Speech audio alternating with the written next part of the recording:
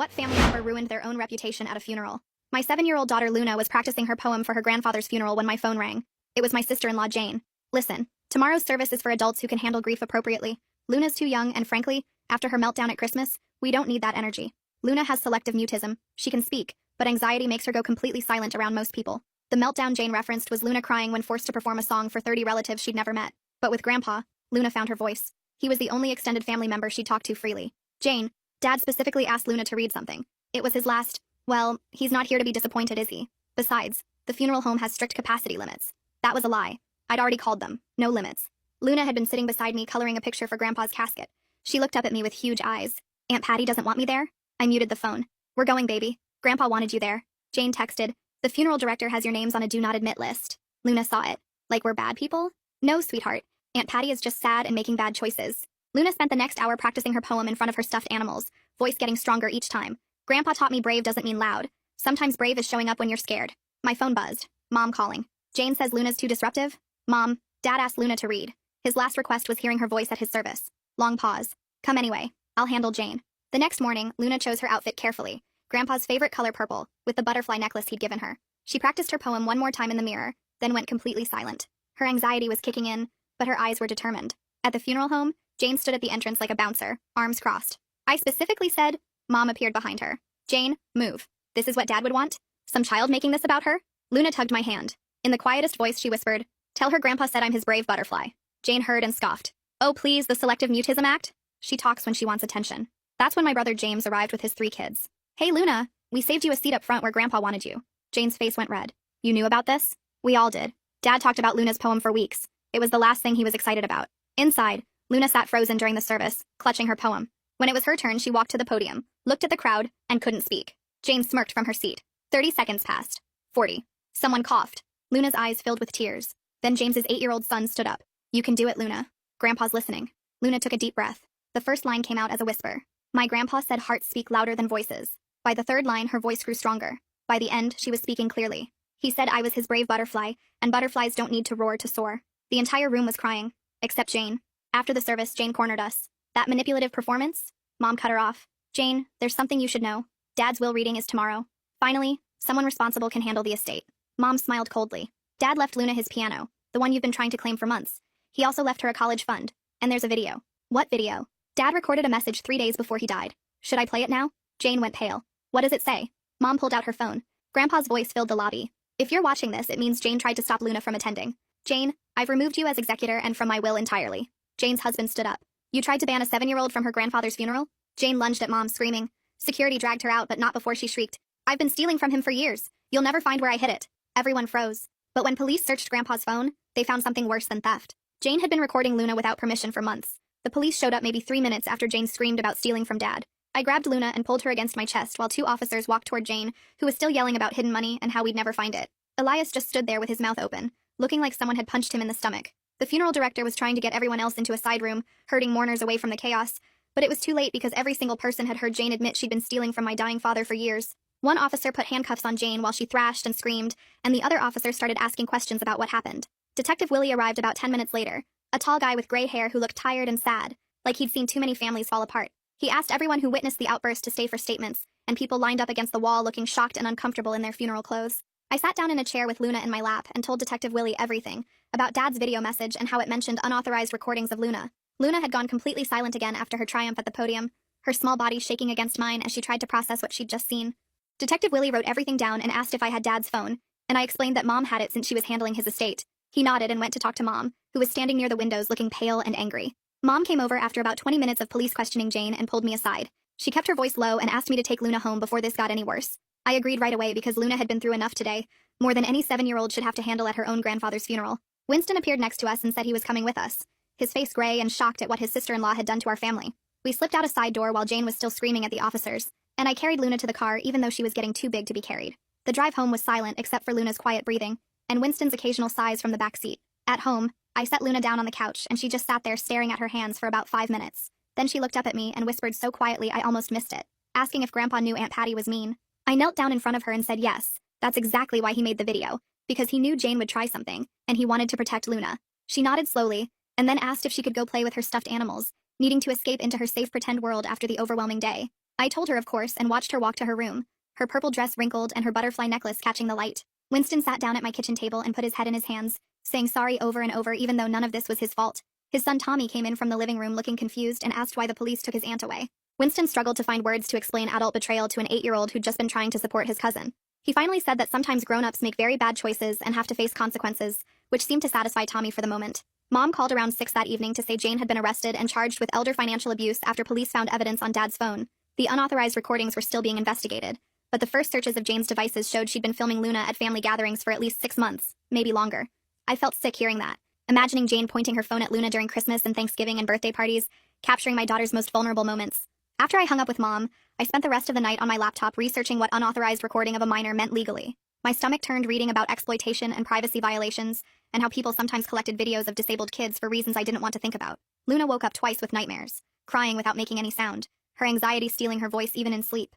I held her both times and rocked her until she fell back asleep, whispering that she was safe and Grandpa was proud of her. The next morning, the family attorney Nora Shields called to schedule a meeting about Dad's will and the missing assets Jane had mentioned. She explained in this tired voice that estate theft cases can take years to untangle, especially when the thief had access to accounts for a long time and might have hidden money in multiple places. I made an appointment for later that week and tried not to think about how Jane had been stealing from Dad while he was dying. Detective Willie called around lunch asking to interview Luna with a child psychologist present. I felt terrified about putting Luna through more trauma, but he promised they'd go slowly and Luna could stop anytime, and he said understanding what Jane recorded was crucial for building the criminal case. I agreed and we scheduled it for 3 days out to give Luna time to prepare. Luna's therapist, Dr. Barr, squeezed us in for an emergency appointment that afternoon to help Luna get ready for the police interview. Luna sat in the familiar office with her stuffed rabbit and managed to whisper a few words to Dr. Barr about feeling scared and confused. Dr. Barr said Luna was making more progress expressing her feelings than she had in months, possibly because her breakthrough at the funeral had given her confidence that her voice mattered. I watched Luna trace patterns on the carpet while she talked in whispers to Dr. Barr, and I tried to focus on the progress instead of the fear. Tried to believe we'd get through this even though Jane had violated my daughter in ways I was still discovering. Winston showed up at my door around 8 that evening with Tommy in tow, saying he thought the kids should spend time together doing normal kid things instead of sitting around scared adults. I let them in, and Tommy went straight to Luna's room where she was sitting on her floor surrounded by stuffed animals, arranging them in careful rows like she always did when anxiety took over. Tommy sat down cross-legged next to her and picked up her rabbit without asking, just started making it hop around in circles.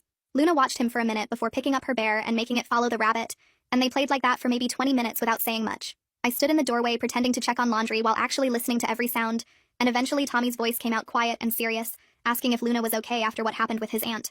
Luna nodded but didn't speak, and Tommy told her his mom had done bad things, but that didn't make Luna bad. His 8-year-old logic trying to make sense of adult cruelty in the only way he knew how. He said his dad told him that sometimes grown-ups make terrible choices, and kids shouldn't have to fix it, and Luna reached over and squeezed his hand for just a second, before going back to lining up her animals. Winston and I sat at my kitchen table drinking coffee neither of us wanted, and he kept apologizing even though I told him to stop. His guilt about being related to Jane eating at him in ways I understood but couldn't fix. 3 days later, I drove Luna to the police station for her interview, my hands shaking on the steering wheel the whole way there. Detective Willie met us in the lobby and walked us to a room that looked nothing like what I expected, with soft couches and toys and walls painted light blue instead of the harsh interrogation spaces you see on TV. Dr. Barr was already there waiting, and Luna climbed into my lap the second we sat down, her whole body tense and small. Willie pulled out his phone and explained he needed to show Luna some photos from Jane's device, asking if she could point to any that made her feel uncomfortable or scared. Luna's fingers twisted in her butterfly necklace as Willie swiped through images, most of them looking like normal family gathering shots, until Luna's hand suddenly shot out and she pointed at one from Christmas. Willie asked her to tap the screen if she saw more, and Luna went through maybe 15 photos total, all of them from different family events over the past year. In each one, Jane had clearly been focusing the camera on Luna during moments when her selective mutism was most obvious, capturing her frozen at the kids' table during Thanksgiving, silent in the corner at someone's birthday party, crying at that Christmas disaster Jane had referenced. Willie took notes on every photo Luna identified, his voice staying calm and gentle the whole time, and Luna managed to nod or shake her head to answer his yes or no questions, even though no words would come out. When he asked if she'd ever seen Jane filming her, Luna nodded hard and pointed to her own phone in a gesture that meant Jane had been obvious about it sometimes, not even hiding what she was doing. After Luna finished pointing out photos, Willie pulled me aside while Dr. Barr stayed with Luna and explained what they'd found in the rest of Jane's recordings. She'd been filming Luna specifically during moments when her disability was most apparent, sometimes zooming in on Luna's face when she was struggling to speak, capturing every frozen silence and anxiety response with what Willie described as disturbing focus. The recordings went back at least 8 months based on metadata, possibly longer if Jane had deleted earlier files, and there were over 40 separate videos just of Luna. Willie's theory was that Jane might have been building documentation to argue Luna was too impaired to inherit anything, creating a record of disability that could be used to challenge Grandpa's will by claiming Luna wasn't competent. The other possibility he mentioned made my stomach turn worse, that Jane might have been part of some network that collected and shared videos of disabled kids, though they hadn't found evidence of distribution yet. He said they were analyzing Jane's online activity and communications to understand her full intent, but regardless of motive, the unauthorized recording of a minor was illegal, and the focus on Luna's vulnerable moments showed clear predatory behavior. I called Mom from the parking lot after we left the police station. Luna already buckled in the back seat with her headphones on, watching videos on my phone. Mom answered on the first ring, and I told her what Willie had explained about the recordings, how Jane had been studying Luna's disability like she was documenting an animal in a zoo. Mom's voice cracked immediately and she started crying, saying she should have seen it. Should have noticed Jane always had her phone out around Luna. Should have questioned why Jane was so interested in Luna's therapy progress and school struggles. She kept saying she'd failed to protect her granddaughter from someone who was supposed to be family, that she'd trusted Jane because you're supposed to trust family, and now Luna had been violated in ways that would take years to undo. I tried to tell Mom it wasn't her fault, but she wasn't hearing it, just kept crying and saying she should have been more careful, should have watched Jane more closely, should have believed Luna when she'd seemed uncomfortable around Jane at past gatherings. We stayed on the phone for maybe 10 minutes with Mom crying and me trying not to cry, while Luna sat in the back seat completely silent, and when we finally hung up, I sat in that parking lot for another 5 minutes before I could pull myself together enough to drive home. 2 days later, Mom, Winston, and I met with Nora at her office to go through Grandpa's estate paperwork. Nora spread bank statements across her conference table and explained the situation was more tangled than anyone had realized because Jane had been joint on several of Grandpa's accounts, supposedly to help him manage finances as he got sicker. The statements showed regular transfers from Grandpa's accounts to accounts in Jane's name only, sometimes $2,000 or $3,000 at a time, adding up to over $60,000 across 3 years. Nora explained the legal challenge was proving these were theft rather than gifts, since Jane could claim Grandpa had authorized the transfers and wanted her to have the money. We'd need to show a pattern of deception, or find evidence that Grandpa didn't know about the transfers, which meant going through years of records and possibly depositions from bank employees. Mom pulled out her phone and showed Nora the video Grandpa had recorded, and Nora watched it twice before saying this changed everything because Grandpa explicitly stated Jane stole from him. Nora explained that Grandpa's video message gave prosecutors major leverage for the criminal case since it was essentially a dying declaration that Jane had committed theft. She said the estate could pursue civil recovery to get the money back through lawsuits, but criminal prosecution might actually recover more if the judge ordered Jane to pay restitution as part of her sentencing. The criminal case would take months to build, and possibly a year or more to get through trial, but a guilty verdict with restitution attached would give us a court order to seize Jane's assets and garnish any future wages. Nora recommended we let the criminal case play out first before deciding whether to file separate civil suits, since a criminal conviction would make the civil case much easier to win. She warned us that even with all this evidence, we might never recover the full amount if Jane had already spent the money or hidden it in places we couldn't find. And legal fees for both criminal and civil proceedings would eat into whatever we did recover. That night, Luna woke up screaming without making any sound, her mouth open but nothing coming out, her whole body shaking in her bed. I held her until she fell back asleep, and then she woke up again 2 hours later the same way, silent screaming that scared me worse than if she'd been loud. The pattern continued for the next week, with Luna barely sleeping and going completely silent even at home, not even the whispers she usually managed with me in safe spaces. Dr. Barr squeezed us in for an emergency session and explained that the legal proceedings were re-traumatizing Luna, making her relive the violation every time we had to discuss Jane's crimes or meet with investigators. She warned that Luna was regressing in her therapy progress, losing months of work in just days, and recommended we limit Luna's direct involvement in the legal stuff as much as possible. Dr.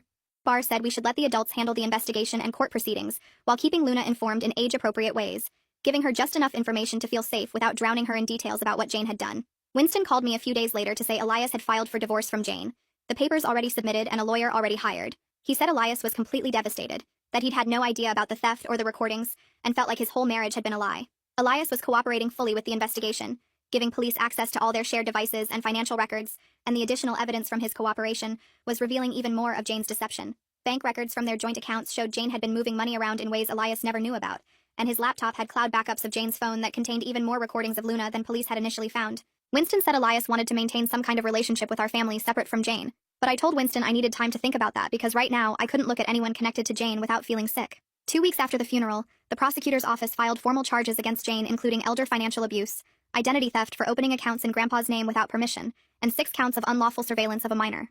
The prosecutor called to explain the charges and said Jane's bail was set at $50,000 because she'd threatened to hide more evidence during her arrest, and since she couldn't post that amount, she was staying in jail until trial. He said the case was strong with Grandpa's video, the bank records and the recordings themselves as evidence, and they were confident about getting a conviction. The trial was probably 8 to 10 months away depending on court schedules, and whether Jane tried to negotiate a plea deal, and he warned that we should prepare for a long process with multiple hearings, and possibly having to testify.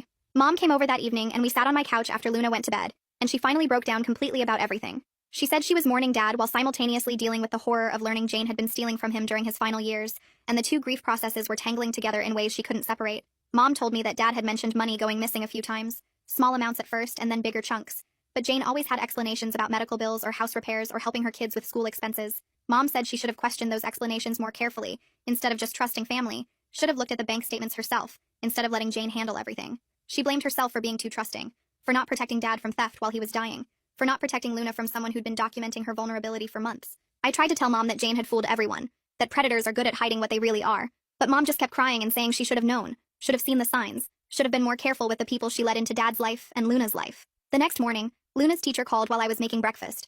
She said Luna hadn't spoken a single word in class since we'd been back after the funeral, not even to answer yes or no questions. And while she wanted to be understanding about what Luna was going through, she was worried about how much Luna had pulled back into herself. I thanked her for being patient and promised to talk to Luna's therapist about strategies, but after hanging up, I just stood there staring at the phone. Luna had been making such small progress this year, whispering answers to her teacher occasionally, and now Jane's cruelty had stolen even that tiny victory. I watched Luna eat her cereal in complete silence, her eyes distant, and I wanted to scream at Jane for breaking my daughter's fragile confidence. Nora called that afternoon with news that made my stomach drop. She'd been going through Grandpa's financial records and discovered Jane had opened a credit card in his name about 4 months before he died. The card had $12,000 charged to it, all for personal expenses like clothing and restaurant bills and a weekend trip to some resort. Jane had the statement sent to a P.O. box she controlled, so Grandpa never knew about the debt, and now it was attached to his estate as a legitimate bill until Nora could prove it was fraud.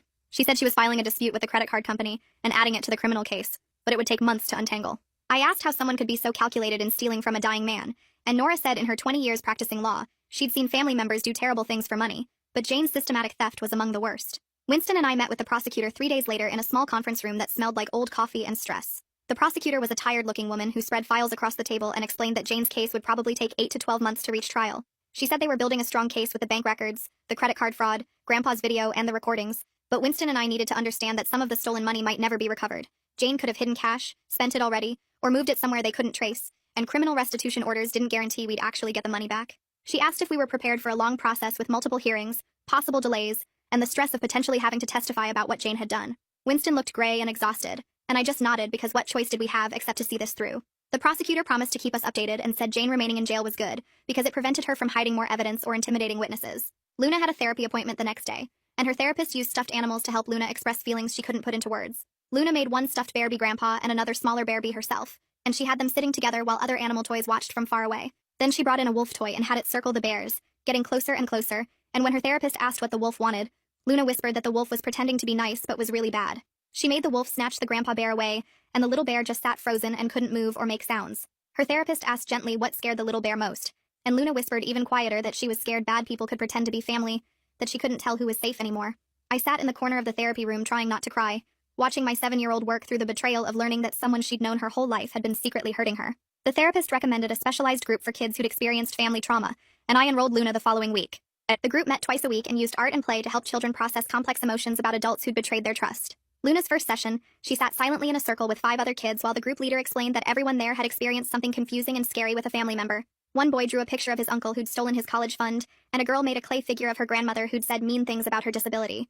Luna watched them share their stories through art, and when it was her turn, she drew a butterfly with a broken wing. She didn't speak, but she pointed to the butterfly when the leader asked if that was how she felt, and I saw her shoulders relax slightly, knowing other children understood feeling unsafe around relatives. Mom officially took over as executor of Grandpa's estate 2 weeks after the funeral, signing papers in Nora's office while I watched. Nora spread out account statements and credit card bills and lists of suspicious transactions, explaining that Mom would need to close the fraudulent accounts, document every questionable charge, and provide evidence for both the criminal case and the civil lawsuit. Mom looked overwhelmed by the complexity of untangling years of Jane's theft, but Nora walked her through each step patiently. They set up a system for tracking which accounts had been reviewed, which showed clear evidence of fraud, and which were ambiguous enough that proving theft would be difficult. I helped Mom organize papers into folders that evening, both of us quiet as we handled documents proving how thoroughly Jane had violated Dad's trust during his final years. 3 weeks after the funeral, I was folding laundry when Luna appeared in my bedroom doorway. She stood there for a long moment, and then in a clear voice that shocked me, she asked if Grandpa knew she loved him before he died. I dropped the shirt I was holding and knelt down to her level, taking her small hands in mine. I told her absolutely yes, that her poem at the funeral proved to everyone how much she loved him, that Grandpa had talked about her constantly in his final weeks, and knew exactly how special their bond was. Luna nodded slowly, her eyes searching my face like she was checking if I was telling the truth, and then she turned and walked back to her room without another word. I sat on my bedroom floor and cried because speaking that one sentence had clearly exhausted all of Luna's emotional resources, and I didn't know how to help her carry this weight. Elias reached out a few days later through a careful email asking if he could maintain some relationship with our family separate from Jane. He wrote that he was horrified by what his wife had done,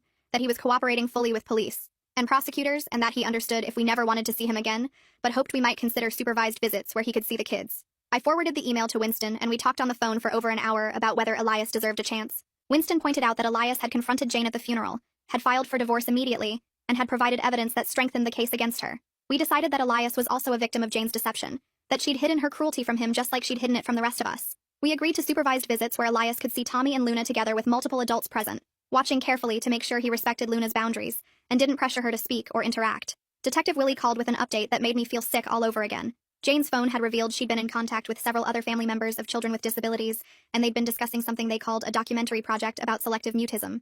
The investigation had expanded because police discovered Jane might have been part of a network gathering content about disabled children, though her role appeared to be collecting images and information, rather than distributing it to worse places. Willie said they were contacting the other families to inform them their children might have been recorded without permission, and they were building a case for additional charges related to conspiracy to exploit minors. He warned that the investigation could take months to fully untangle, because they needed to identify everyone involved and determine exactly what Jane had planned to do with the recordings. I had to tell Luna that the bad things Jane did were even worse than we first knew. We sat together on her bed surrounded by her stuffed animals, and I explained in the simplest terms I could that Jane had been talking to other people about Luna and sharing information that wasn't hers to share. Luna's face went very pale, and in the tiniest whisper, she asked if other kids got hurt because of her. My heart broke into pieces hearing her take responsibility for Jane's choices, and I pulled her close and told her that nothing Jane did was Luna's fault, that bad adults make bad choices, and kids are never to blame for what adults decide to do. Luna nodded against my shoulder but didn't speak again for the rest of the day, and I knew that learning about Jane's wider betrayal had damaged her trust even more deeply than before. Willie called 3 days later with news that made my stomach drop all over again. The investigation had grown bigger than just Jane filming Luna, because they'd found messages on her phone discussing a documentary project about selective mutism with several other people. He explained they were building a case for conspiracy to exploit minors, and that Jane's sentence could include real prison time now, not just probation. I asked what this meant for Luna, and he said the prosecutor wanted to meet with our family lawyer to discuss civil damages for emotional harm beyond just the stolen money. I called Nora immediately, and she scheduled a meeting for the following week, explaining that conspiracy charges would strengthen our ability to sue Jane for what she'd done to Luna psychologically. Luna's school counselor called me in for a meeting 2 weeks after Willie's update. She sat across from me in her small office and explained that Luna's teachers had noticed her going completely silent in class since the funeral, not speaking even when called on directly. The counselor recommended setting up a 504 plan to formally accommodate Luna's selective mutism, which would give her alternative ways to show what she knew without having to talk out loud. I signed the paperwork feeling grateful for the support, but also heartbroken because trauma had made Luna's disability worse, right when she'd been making progress with Grandpa. The counselor assured me that kids often regress after major losses, and that the accommodations would help Luna succeed at the school, even while she healed from everything Jane had done. Mom called me over to her house one afternoon, because she'd found something while cleaning out Dad's study. She led me to his desk where a wooden box sat open, filled with papers and envelopes. Mom's hands shook as she showed me letters Dad had written to Luna, each one labeled with a future birthday from age 8 through 18. I picked up the first one and read his handwriting talking about his brave butterfly and how proud he was of her finding her voice. We both started crying reading his words because he'd known Luna would need encouragement on birthdays when he wouldn't be there anymore. I gathered the letters carefully and took them home to save for Luna when she was ready, knowing these messages from Grandpa would mean everything to her someday. Winston showed up at my door looking exhausted a few days later. He came in and collapsed on my couch, telling me that Tommy had been getting in trouble at the school for pushing other kids and talking back to teachers. Winston said Tommy kept asking why his aunt was in jail and why Luna was so sad all the time, and he didn't know how to explain adult cruelty to an 8-year-old who just wanted everyone to be happy again. I suggested we look into a sibling support group for Tommy, because Luna's trauma was affecting him too, even though he wasn't the direct victim. Winston agreed immediately, and we spent an hour researching groups for kids dealing with family crisis, finding one that met twice a month at the community center. We called together and got Tommy enrolled, both of us recognizing that healing had to include all the kids caught in Jane's mess. 4 months crawled by with legal proceedings moving at the pace of frozen molasses. Then Nora called with major news. Jane had accepted a plea deal rather than face trial, pleading guilty to elder financial abuse and unlawful surveillance in exchange for prosecutors dropping the exploitation conspiracy charges. She'd been sentenced to 4 years in prison and ordered to pay $90,000 in restitution to Grandpa's estate. Nora warned me that actually collecting that money would be nearly impossible since Jane had no real assets and would be in prison, but at least the court had recognized the harm she'd caused. I felt relieved we wouldn't have to go through a trial that would drag Luna through more trauma, even though 4 years seemed too short for everything Jane had done. The prosecutor sent us a transcript of Jane's statement in court as part of the plea agreement. I read it alone first before deciding whether to share it with anyone else. Jane had admitted on record that she resented Dad's favoritism toward Luna and wanted to punish both of them for their close relationship. She'd said she couldn't stand watching Dad light up around Luna when he barely tolerated Jane's presence, and that filming Luna's disability had started as a way to prove Luna was manipulating everyone. Reading her words made me feel sick, because her cruelty had been motivated by jealousy of a 7-year-old child's relationship with her grandfather. Jane had been so eaten up by bitterness that she'd stolen from a dying man and violated his granddaughter just to hurt them both. Luna found the transcript on my desk a week later and asked what it was. I'd been careless leaving it out, and now she stood there holding the papers, her eyes wide. She asked in the smallest whisper if she could read it when she was older, because she wanted to understand why Jane hated her so much. I took the papers gently and told her we'd talk to Dr. Barr about it, then called the therapist that same afternoon. Dr. Barr said firmly that Luna shouldn't read Jane's statement until she had better emotional tools to process adult mental illness, maybe not until she was a teenager. For now, Doctor, Barr said, we should tell Luna that Jane was sick in her brain and made terrible choices that weren't Luna's fault at all. Nora started civil proceedings to recover the stolen assets, even though the criminal restitution was already ordered. She called with an update that actually sounded hopeful for once. Jane had hidden money in accounts under her mother's name in another state, and Nora's investigators had tracked down about $40,000 sitting in those accounts. The civil case would take months or even years to fully resolve, but at least we knew where some of the stolen funds had gone. Nora filed paperwork to freeze those accounts while we pursued recovery, and I felt a small spark of hope that maybe we could get back part of what Jane had taken from Luna's future. Luna started speaking more at home as winter turned to spring. Not constantly and not without setbacks, but she'd ask me questions about homework, or tell me about something funny that happened with her stuffed animals. Dr. Barr celebrated this as major progress during our next therapy session, explaining that trauma recovery never moved in a straight line. She said Luna's safe spaces were expanding gradually, which was exactly what healing looked like, even if school and public places still triggered her anxiety into complete silence. I tried to focus on the progress instead of feeling frustrated that Luna still couldn't talk to her teachers or make friends easily. Mom called me into her kitchen one Saturday morning and showed me bank statements spread across her table. She'd decided to use part of her own savings to establish the college fund Dad had intended for Luna, refusing to let Jane's theft steal Luna's future. The fund was smaller than Dad had planned, only about $15,000 compared to the $50,000 he'd wanted to leave, but Mom was determined Luna would have educational opportunities. Winston showed up an hour later and added $5,000 of his own money to the fund, saying our family needed to pull together to honor Dad's wishes. I cried watching them rebuild what Jane had destroyed, knowing Luna would grow up understanding that good people fight to protect what matters. The piano arrived on a Thursday afternoon 3 weeks later, 2 delivery workers carefully maneuvering it through our front door and positioning it against the living room wall where I'd cleared space. Luna stood in the doorway watching them work, her eyes huge as she took in the massive instrument that had belonged to Grandpa. The workers left, and Luna walked slowly toward the piano, reaching out one small hand to touch the dark wood surface. She ran her fingers along the keys without pressing down, tracing the pattern of black and white in silence. I sat on the couch giving her space to explore, watching as she circled the piano like it might disappear if she looked away. She climbed onto the bench and sat there for 20 minutes just staring at the keys, her hands folded in her lap. Eventually she pressed one key very gently, the single note hanging in the air. She pressed another, then another, creating random sounds that didn't form any melody. Over the next few days, Luna spent hours at the piano running her fingers over the keys, sometimes pressing them to hear the notes but never playing anything that resembled music. I didn't push her, understanding she needed to connect with the instrument in her own way and her own time. Dr. Barr said this was Luna processing grief through touch and sound, finding a physical connection to Grandpa through the piano he'd loved. 2 weeks after the piano arrived, I heard actual music coming from the living room instead of random notes. Luna had figured out a simple melody, just 5 or 6 notes repeated, but it was deliberate and intentional. She played it over and over, her concentration complete as her small fingers found the right keys. The melodies got more complex as weeks passed, Luna teaching herself basic songs by ear and experimenting with different combinations of notes. Music became another language for her, a way to express feelings when words wouldn't come, and I often heard her playing when she got home from the school or before bed. 6 months after the funeral, Luna's teacher called to tell me Luna had volunteered to read a poem at the school's holiday assembly. My heart jumped into my throat because this was huge, standing in front of the entire school to speak when Luna could barely manage small group conversations. The teacher assured me they'd support Luna completely, and she could stop any time, but Luna had specifically asked to try. The assembly was on a Friday morning, and I took off work to attend, sitting in the back of the gym with my stomach in knots. Luna sat with her class on the floor up front, clutching a piece of paper with her poem written on it. When her teacher called her name, Luna stood up and walked to the microphone on shaky legs, her face pale under the bright lights. She looked out at the crowd of 200 students and parents, opened her mouth and nothing came out. 30 seconds passed with Luna frozen at the microphone, her hands trembling as she held her paper. I started to stand up, ready to go get her, but her teacher made a calm-down gesture telling me to wait. Luna took a huge breath and started reading in the quietest voice, barely audible even with the microphone. She made it through the first stanza, her voice getting slightly stronger. The second stanza came easier, words flowing more naturally as she found her rhythm. Halfway through the third stanza, her voice failed completely, the words stopping mid-sentence as anxiety took over. The gym was completely silent, everyone waiting to see what would happen. Luna's teacher started clapping gently, and the sound spread through the gym as students and parents applauded Luna's bravery, even though she hadn't finished. Luna looked up surprised, and her teacher came over to walk her back to her class, putting an arm around her shoulders. I was crying in the back row, so proud of Luna for trying something that terrified her, and getting further than anyone expected. Winston started coming over for dinner every Wednesday night, bringing Tommy with him so the cousins could spend time together. We'd order pizza, or I'd make something simple, keeping it casual and comfortable for the kids. Tommy and Luna would play together after dinner, their friendship growing stronger as they both processed the confusion of Jane's betrayal in their own ways. Tommy asked questions sometimes about why his aunt did bad things, and I tried to answer honestly without giving details too scary for an 8-year-old. Luna seemed less alone having a cousin who understood that adults and families could hurt kids, even though Tommy's experience was different from hers. The kids supported each other through the weirdness of having a family member in prison, Tommy defending Luna at the school when other kids asked nosy questions about the funeral drama.